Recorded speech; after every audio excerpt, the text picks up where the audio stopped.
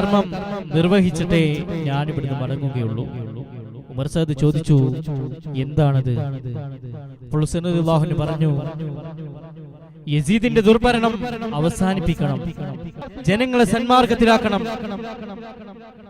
ഈ രണ്ട് കാര്യങ്ങളും നടത്തിയിട്ടേ ഞാൻ ഇവിടുന്ന് പോവുകയുള്ളൂ. ഇത് കേട്ടപ്പോൾ ഉമർ സയ്യിദ് പറഞ്ഞു, ഓഹോ, ഈ രണ്ട് കാര്യവും നടക്കുന്നതല്ല. ജീവനിൽ കൊതിയുണ്ടെങ്കിൽ തിരിച്ചു പോകുന്നതാണ് നിങ്ങൾക്ക് നല്ലത്.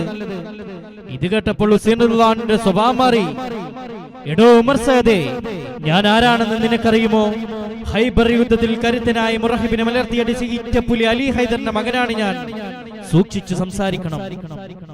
ഖൈബർ യുദ്ധം നിങ്ങൾക്കറിയുമോ?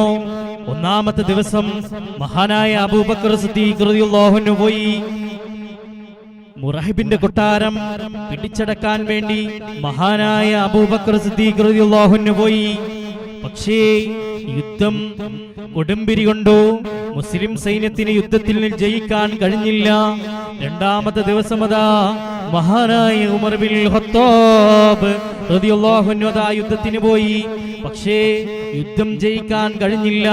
മൂന്നാമത്തെ ദിവസം അല്ലാഹുവിന്റെ തിരുദൂതർ പറയുകയാണ്, യോ സഹാബത്തെ, ഇന്ന് ഞാൻ ഒരാളുടെ കയ്യിൽ കൊടി കൊടുക്കും.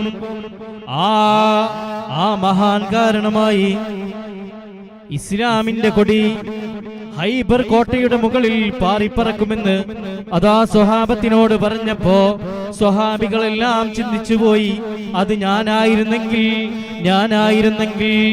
എന്ന് ചിന്തിച്ചിരിക്കുമ്പോ അല്ലാഹുവിന്റെ റസൂലതാ സുബഹി നമസ്കാരത്തിന് ശേഷം വിളിക്കുന്നു, ഐന അലി, എവിടെയാണ് എന്റെ മരുമകനായ അലി?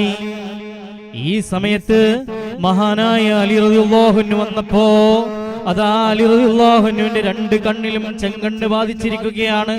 അല്ലാഹുവിന്റെ തിരുദൂതരതാ അവിടുത്തെ ശറഫാക്കപ്പെട്ട തുപ്പുനീരെടുത്തുകൊണ്ട് അലി റളിയല്ലാഹു അൻഹുവിന്റെ കണ്ണിലങ്ങ് പുരട്ടിയിട്ട് ഉക്കാബെന്ന കൊടി അലി റളിയല്ലാഹു അൻഹുവിന്റെ കയ്യിൽ കൊടുത്തുകൊണ്ട് പറയുകയാണ്, അലിയേ, നിങ്ങൾ പോകണം, പോയി യുദ്ധം വിജയിപ്പിക്കണം അലിയേ.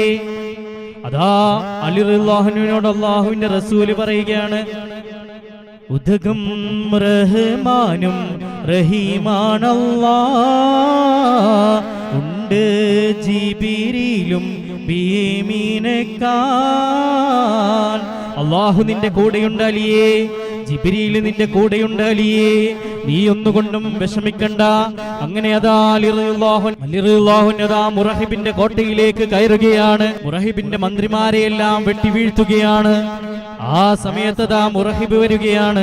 മുറഹിബ് പറയുകയാണ്, ഓ അലിയേ, ഈ ഖൈബറിന്റെ